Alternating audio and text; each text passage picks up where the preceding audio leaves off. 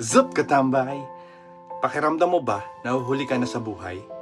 Hindi ka nahuhuli. Nasa tamang oras ka ng plano ng Diyos para sa'yo. Katambay, minsan kinukumpara natin yung timeline natin sa iba. Sila may progress na. Ikaw, parang nandito pa rin. Parang lahat umaandar. Ikaw, parang nakapos.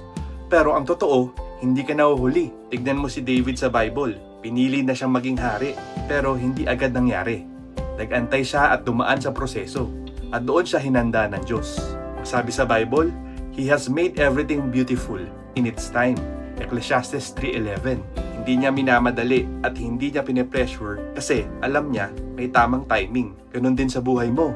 Habang kinukumpara mo ang sarili mo sa iba, ang Diyos hindi. Focused siya sa iyo, sa growth mo, sa timing mo, sa journey mo. Parang pagkain, kapag minadali mong lutuin, hilaw. Pero kapag hinayaan mong maluto sa tamang oras, swak at masarap. Ganun ka rin. Hindi delay ang season mo. Preparation yan. Kung pakiramdam mo, nahuhuli ka, huwag kang matakot. Hindi ka late. Hinahanda ka lang ng Diyos at darating ang tamang oras kung saan makikita mong sulit lahat ng paghihintay mo.